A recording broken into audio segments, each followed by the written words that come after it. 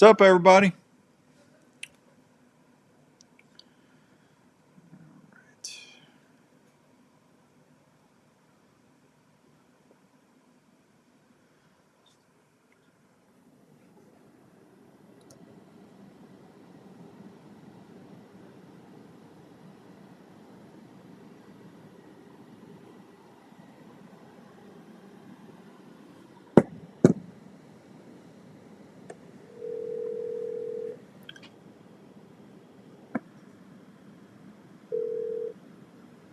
Good evening, Dan. What's up, buddy? You ready to do this?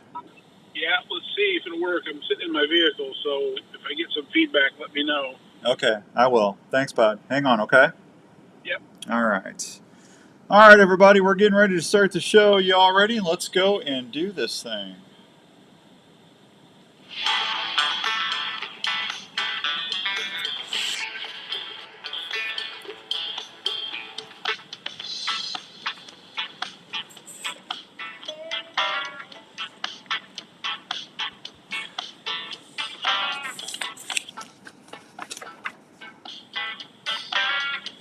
All right, welcome to this week's edition of Buk Talk Radio on the Outdoor Call Radio Network. Hope everyone's having a great Wednesday all across the U.S. U.S. of A.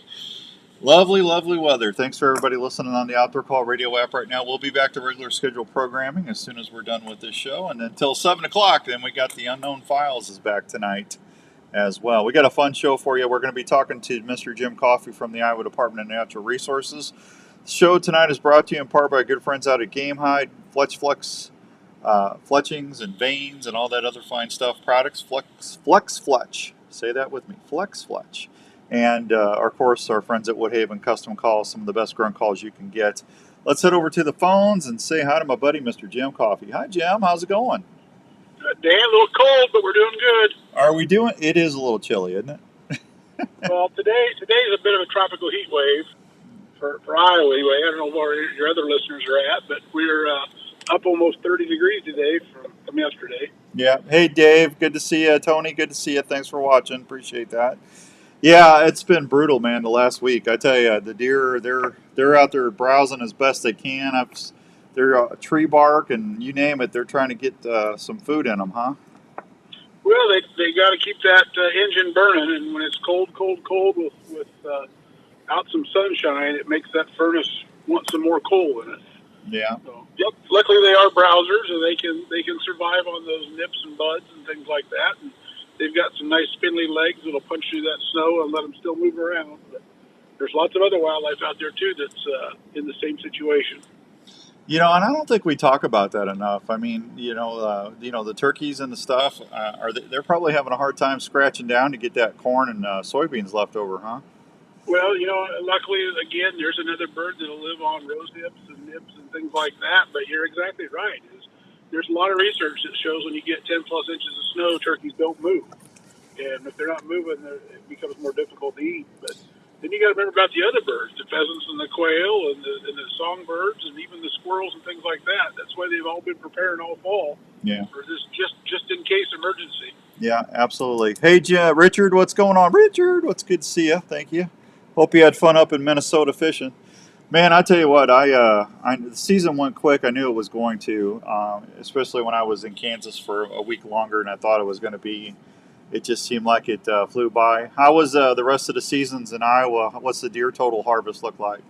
Yeah, so we're right on par with our prediction. I think today we were about 102,000, and we typically harvest about 100 to 110,000.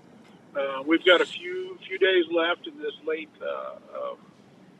January season, and then we've still got some deer management zones that are open to hunting. So we'll probably end up right at about 105,000 would be my guess. What Jim? I'm getting a lot of emails.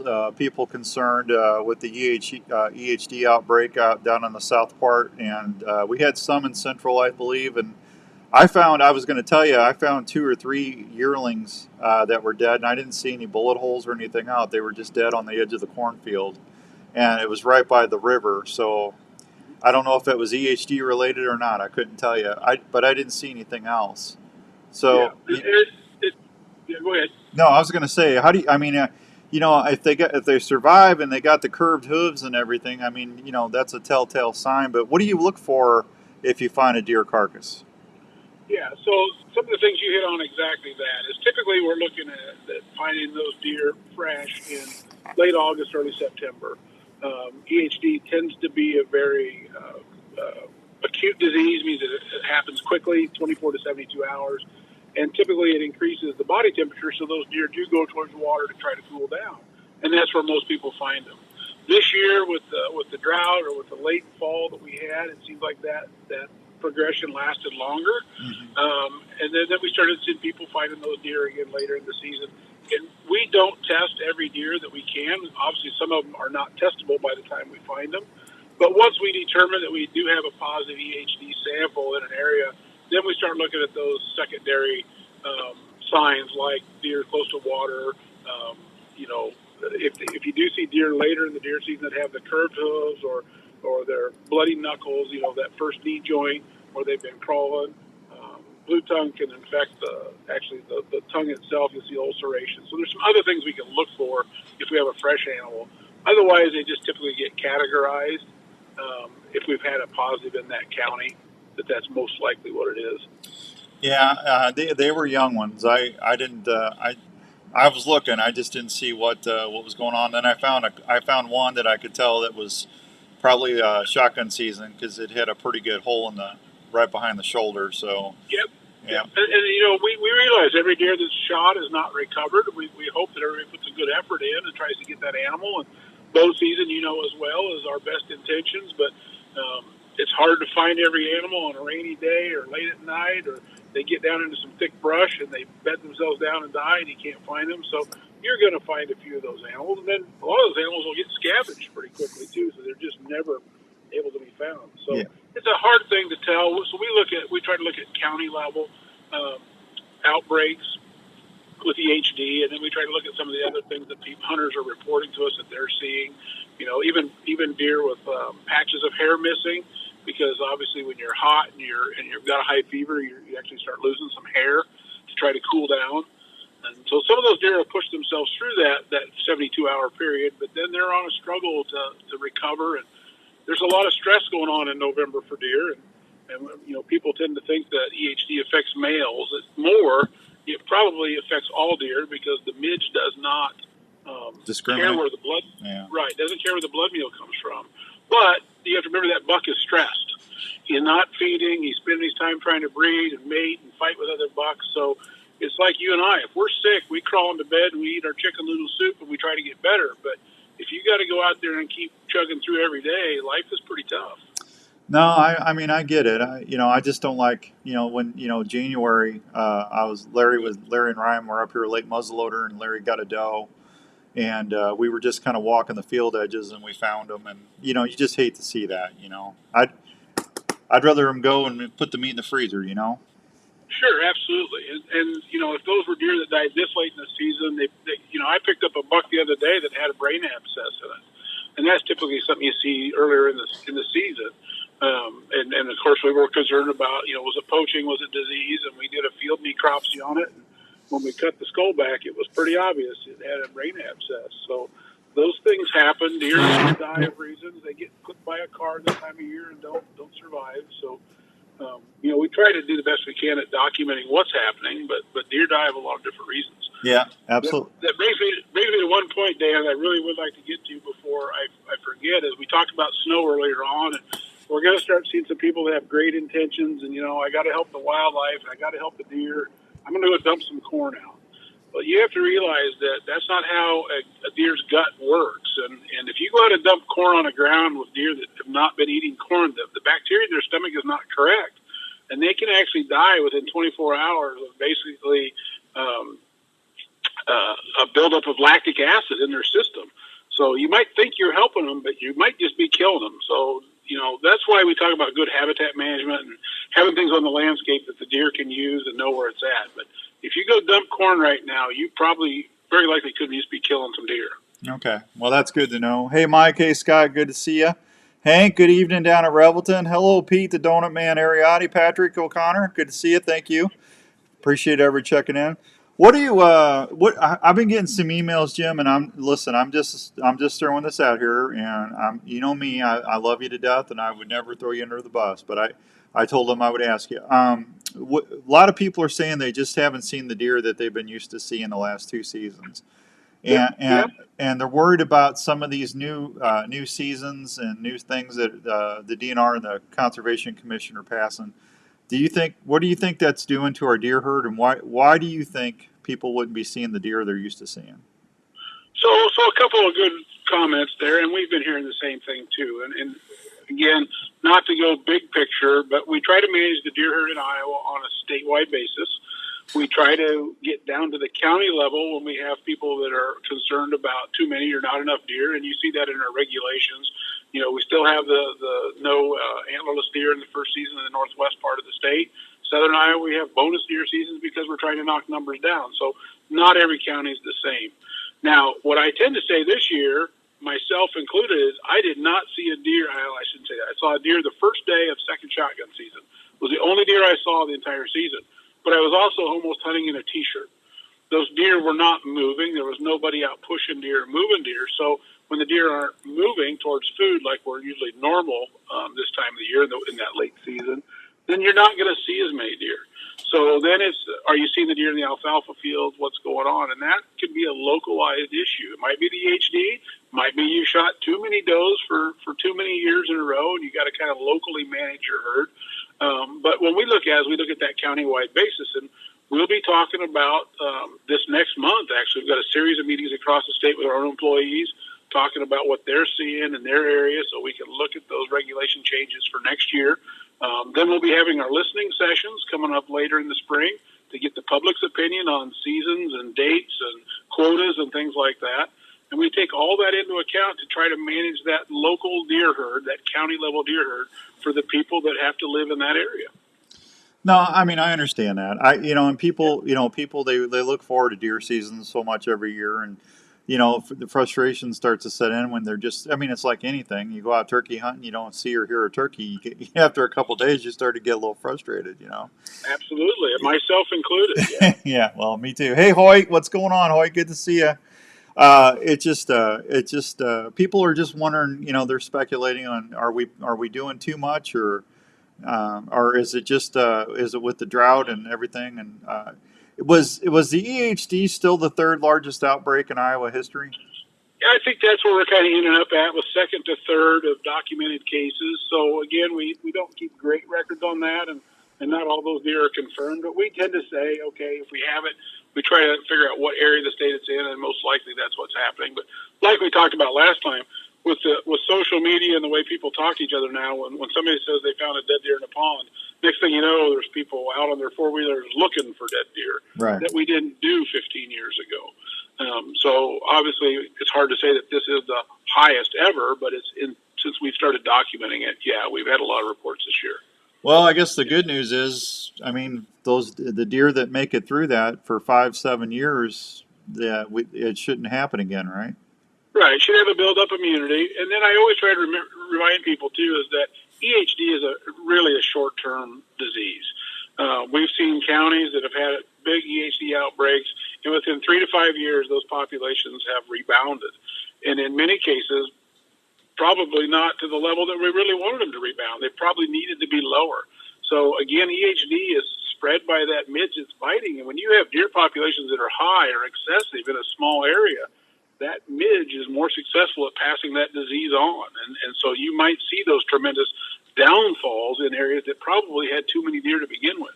Yeah, and I was thinking about this. We got a river that runs right through the property that we lease, and but I didn't think about it. The river was really low this year, so I guess that the sandbars and the mud flats, I guess the midges had more opportunity to nest, huh?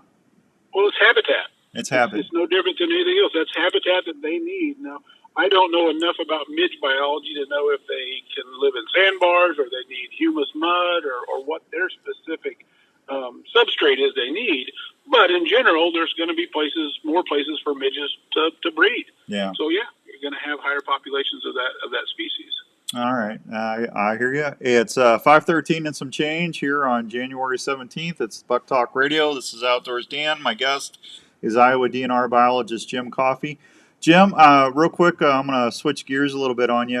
I saw a lot more birds this year in my area, which I was very happy about. I did not take one, but I was seeing some good flocks and stuff. What are you seeing statewide in Iowa as far as turkey numbers right now?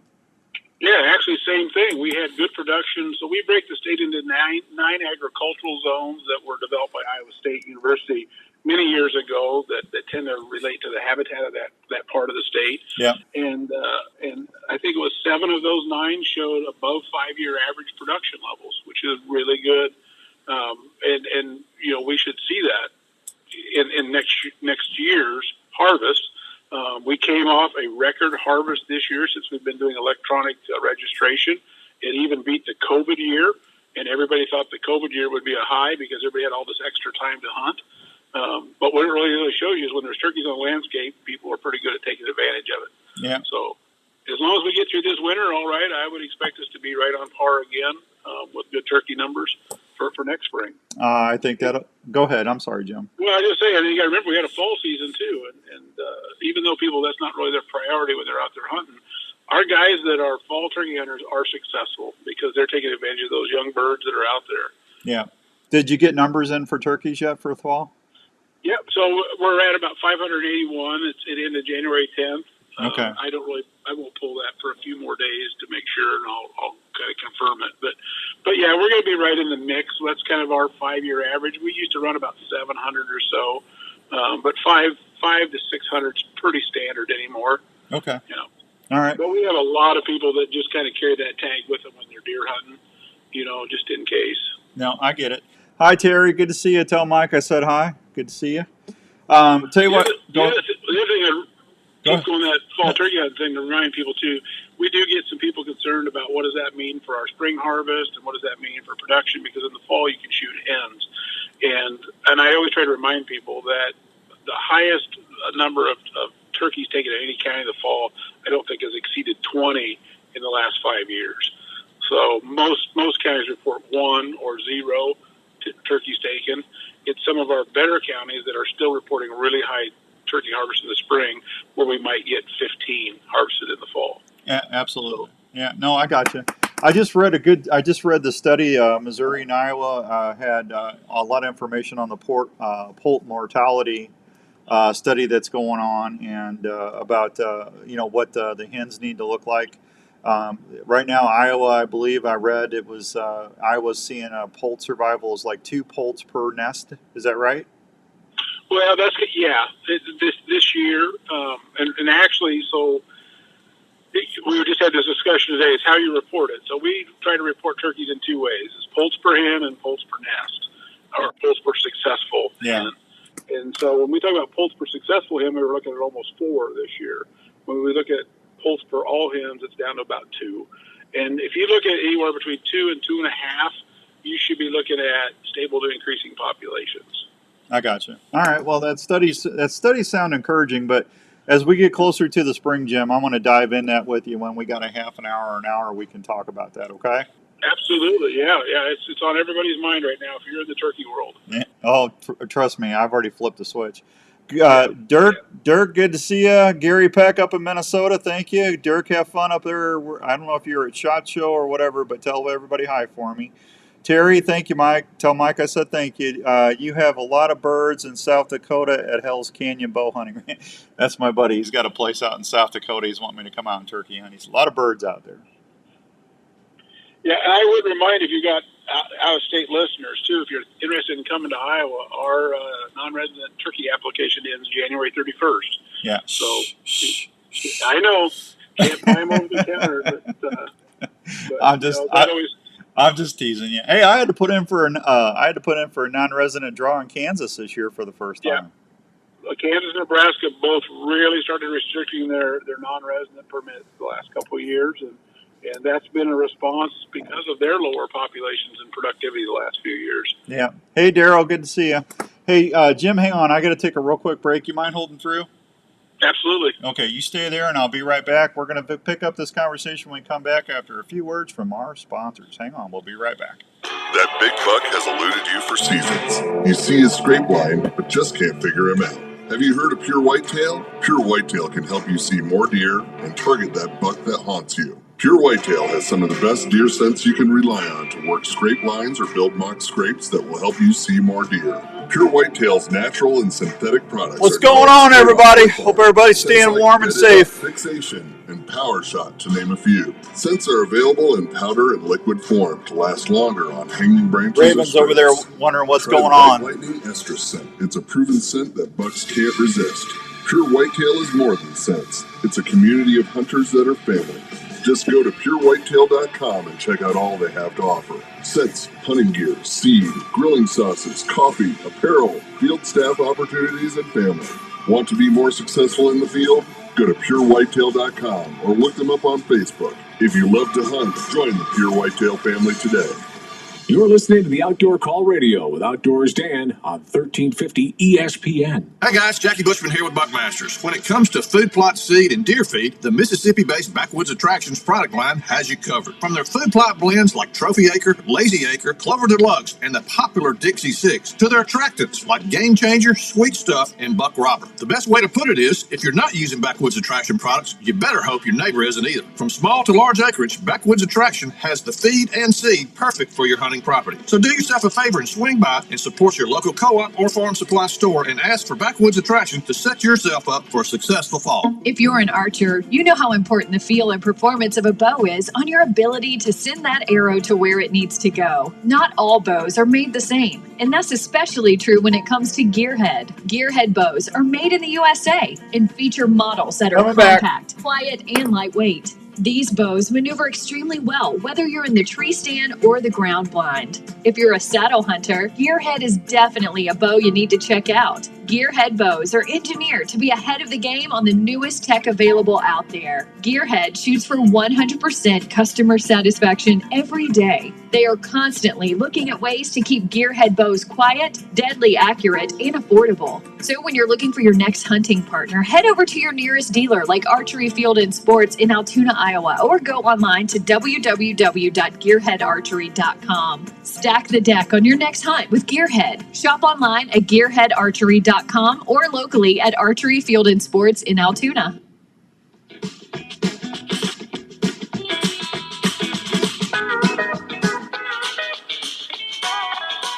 All right, welcome back to Buk Talk Radio on the Outdoor Call Radio Network. It's Outdoors Dan. My guest is Jim Coffey from the Iowa Department of Natural Resources, and we're kind of doing a season recap here for the next few minutes. Thanks to everybody watching us on Facebook Live. Dirk says, "Go Gearhead." You go, Dirk. Hey, Jim, you know how my deer season in Iowa went? I can only imagine. It went just like a Dallas Cowboys post, what do they call that? Post wild card or playoff game. A lot of hype and no action. Huh? A lot of hype and a swing and a miss. Yeah. Yeah. That's why we call it hunting. Yeah. Mm. I'm telling you. Remember, though, deer season's really not over, though, Dan, because now we're going to be talking about all those guys when we got to find those shed antlers and those bucks that they didn't shoot. Oh, I tell you what, I can't wait for another few weeks, and boy, that snowpack's going to make it hard for a while. We're supposed to get more snow this next couple days again. Do you see that? Yep, Thursday is 3 inches. Yeah, yep. Well, that's not as bad as the 30 we got. So, no, it's not. It's ridiculous. Hey, what do you with the stress level? I mean, it was so calm all fall, and I mean, we only had just a few bad days, and up until recently, I mean, I would think that they would start getting a little stressed by now, and maybe start dropping some. I guess about the last 3 or 4 weeks, I've been seeing deer with one side off already. Yep, and that's not untypical. If you look at our website now, when we register, we ask for shed antlered bucks. It's running about 1%. Through the year right now, and that'll probably jump up, probably to 3 to 5% in the next couple of weeks as far as number of deer that are shedding antlers. If they're stressed and their hormone levels drop, of course, most of that's driven by sunshine, and the days are getting longer, which is going to start to change those chemicals in their body. But when they get a little bit extra stressed, they got no reason to keep those horns on right now. You'll start seeing some of those antlers fall off. Yeah. Yeah. Well, typically, I don't get too excited until March because there's going to be deer shedding from now all the way through April, but I couldn't find a shed if I tripped over it, so I got to wait till most of them drop their antlers. Well, I take Raven out there with me, and he helps me out there a little bit. But I'm the same way. Larry and I'll be walking a field or something, and I'll walk right by one, and Larry goes, "What's that?" Yeah. But I do enjoy going out there and just seeing seeing what made it through. And I'm still running trail cameras just to see what kind of bucks I had cataloged earlier in the year that are still running around. So Yeah, absolutely. And we see a lot of guys still running trail cameras just for sheds. yeah. That they'll be looking at those pictures to see when those antlers fall, and so they can get out there and try to find them as quick as they can. I was going to ask you, what do you recommend for a shed tree? Have you ever put down a shed station or a shed tree where they come in there and either feed or go into an area and then rattle their antlers on a cage or anything to pop them off? You ever do that? Nope. I'm old school. I just follow trails and fences where they jump at. Look for bedding areas. South facing slopes. I do it pretty old school. Okay. Where do you find the most of? I find them usually on that spot where they stopped when they're going to cross a road or something, and they've got to come up a little bit of a ditch, and they kind of have to jerk a little bit. Yeah. I do find them on the other side of fences when they've jumped. But in all honesty, Dan, I find most of my sheds when I'm turkey hunting, when I go to sit down in a really nice tree, and I go, "Oh, there's a shed." Yeah. Yeah. That's almost as good as finding some morels, isn't it? I look forward to it. Sometimes, when you sit down and you find an antler or a morel, that's even a better day turkey hunting. Yeah, I had a buddy of mine one time. We were turkey hunting. I said, he put his stuff down. I said, "What are you doing?" He goes, "We're done turkey hunting." I said, "Why?" He goes, "Look over there," and there was like 1,000 morels. I said, "Oh, come on, man." He goes, "Nope, we're done turkey hunting for right now." The beauty now is you can drop a pin and go back to that spot. When I was younger, I couldn't remember where it was. Yeah. So I would have to stop. Well, that's why you always carry a bread sack with some holes in the bottom, Or an extra face mask always works well too. That's a great tip too. Well, what do you guys got going on with the Deer Classic? The Deer Classic is going to be coming up in a few weeks. Is the DNR? You guys going to be doing any surveys, any information or anything at the Classic?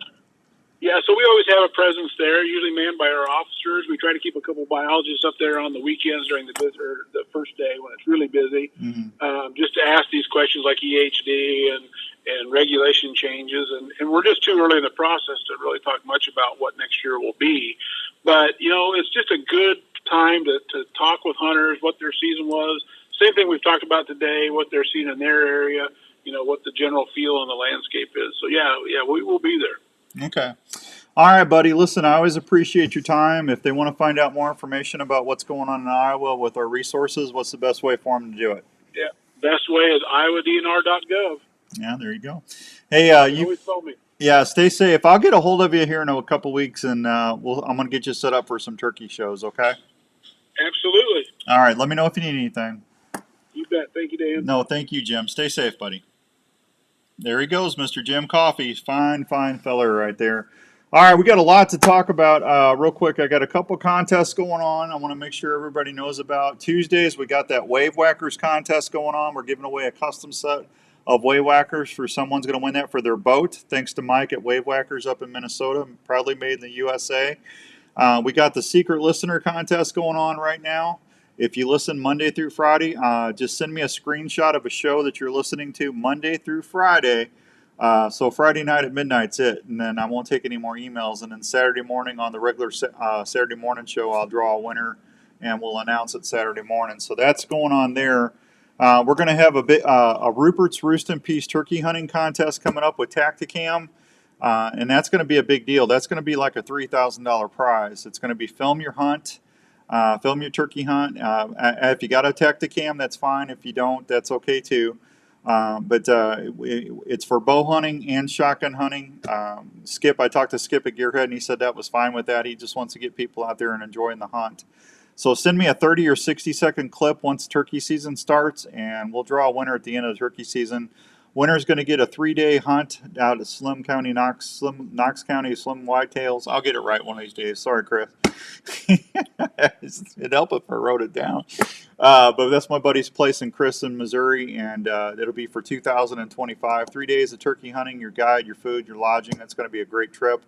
And if you shoot a turkey with a gearhead, and we think you win, and we think your hunt's the best, you're going to get an extra prize for shooting a gearhead bow. So just some little extra incentives, but winners are going to get Dave Smith turkey decoys, Rupert's Roost in Peace turkey packs.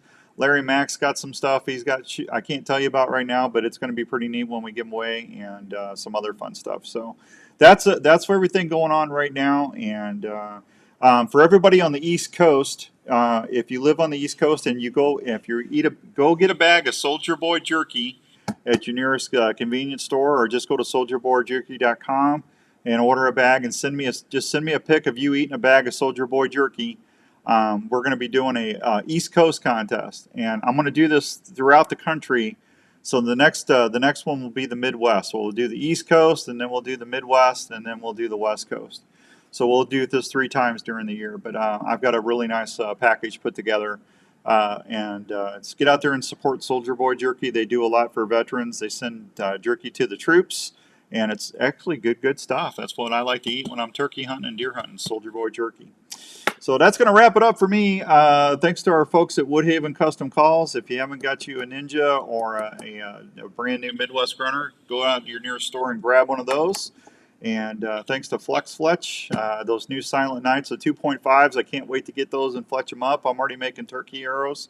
Game High, and everybody that just helps us do the shows each and every week. Limitick. The ticks are nothing to fool around with anymore. There's so many diseases out there now besides Lyme disease that we got to worry. Hey, Jake, how's it going, buddy? Thank you. I appreciate that.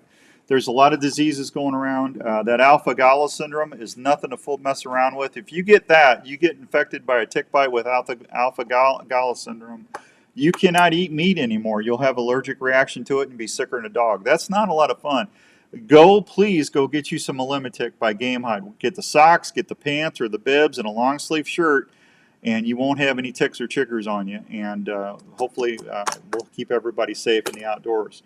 That is going to wrap it up for me. I will see you later. If you need anything, let me know. I'll be back at 7 o'clock tonight for Unknown Files. We're going ghost hunting tonight with Illinois Paranormal. I'm looking forward to that. So until next week, I'll see you tonight and Saturday. There you go. I'm doing too many shows right now. Thanks, everybody. I appreciate you tuning in. We'll talk to you soon. Have a great night.